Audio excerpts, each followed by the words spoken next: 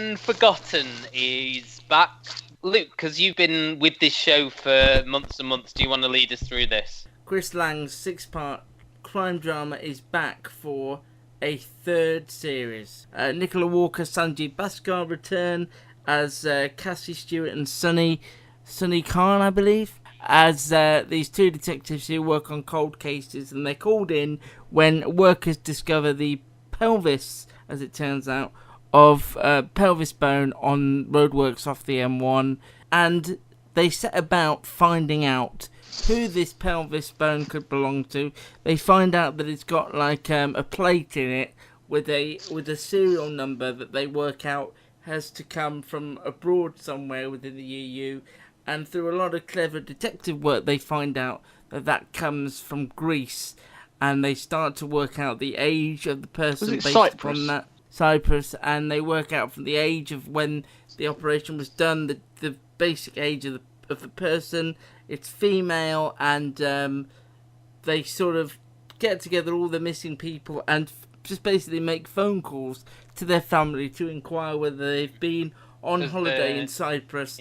Yeah. So they just basically do the hard but obvious thing of phoning everybody on the missing persons list, the families of, to find out A, whether they went to Cyprus on holiday, and B, whether they had any injuries that would require a plate when they were away. And they stumble across one family, a girl named Hayley, who they get hold of her sister, and she says, yes, my sister, who went missing at the turn of the millennium, she had broken her arm in Cyprus and had to have a plate fitted, and that's where the victim is. Meanwhile, as is always the case with Unforgotten, we have 4 concurrent stories running at the same time. We've got Neil Morrissey as this sort of down on his luck salesman trying to trick elderly people into signing over their money in dodgy schemes, who is struggling at home with his family, his 2 young boys and his wife.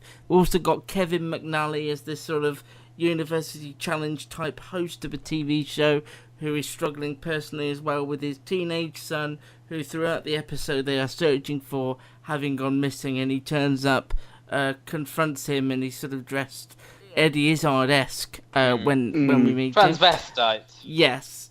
Then there's James Fleet as Chris Lowe, this sort of really well-respected and well-funded artist who's been going through a lot of mental health issues, is living with his dog in a camper van, who has fallen sort of head over heels for this refugee and her son. Was she Spanish or Italian? I couldn't really tell. She was meant to be like Syrian or something. Oh, was she? Oh, okay. And he sort of proposes to her because he sort of... It's the most awkward scene of the piece, wasn't it? Finally, there's Alex Jennings, who we last saw in A Very English Scandal, as this doctor who is a GP in the small town, struggling with the fact that he's got this court case going on where he has said terrible things to a patient who the daughter's heard about and is suing him. And some people are for him in the town, don't believe a word of it, because this girl has a bit of a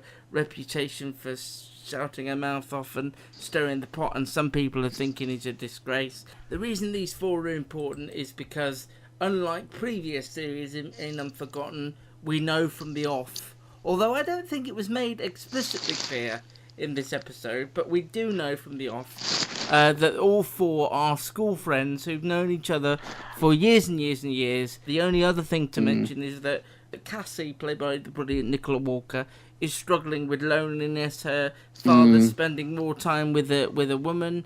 Her son's gone over to America to study, and she's just feeling it a bit of a loss, I think. Sonny's got a new relationship as well. Yeah, Sonny's got a new woman in his life, so he's not ringing. Everyone's moved on but her, basically. Exactly. It's lucky she's got a case to dig her teeth into, then, isn't it, really? Hayley, the girl who they find out was the bone, or the pelvis bone, on the M1, is a well-known, well-publicised missing person at the time, and there's one of the police officers there saying, I remember this one, I know her, my mum wouldn't let me get a Saturday job after this happened. Oh, yeah.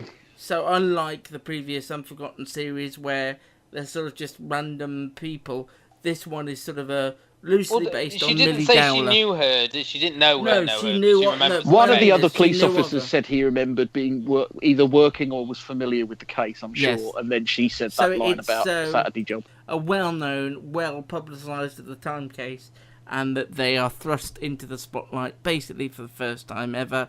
I will be brutally honest and say that when I watched this on preview, I wasn't as won over by the initial 4 stories. I didn't think there was a lot in them, but I watched it again subsequently on Sunday Night Live, and I enjoyed it a lot more. I think it knitted together a lot more.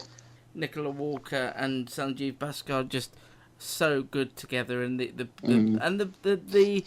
it's believable that this is how they would do these things. This is how they would find out how this girl was, came to be where she was.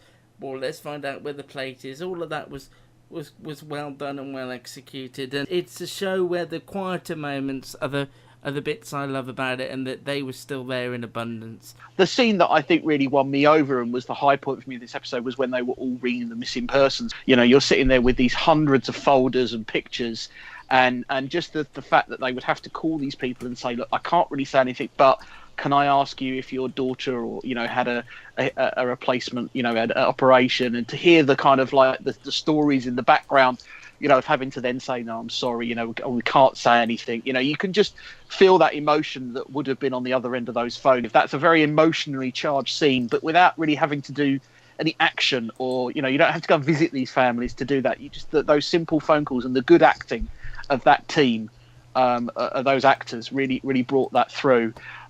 This presented these 4 people to us, and you can't imagine at this stage any of them or all of them having the capabilities to murder a young girl at the start of the millennium. And that's what it does well, is it sort of turns the tables on you, going, well, don't get too attached to these people, because one or all of them have conspired to do something terrible. And I really enjoyed the investigation scenes. I love the stuff with Nicola Walker as Cassie. She's on her own, she's phoning her son, and he's off out in New York, and her dad's spending time at his girlfriend's house and ringing Sunny about the investigation. He's with his girlfriend and his daughters, and she's just all on her own with a glass of wine. And I think this is going to be a good series for Nicola Walker. I think she's got some sort of issues to explore with the character. The weaker elements still are the sort of 4 disparate stories, but as they start to come together, as has been the case in the prior 2 series, we will sort of, I think, start to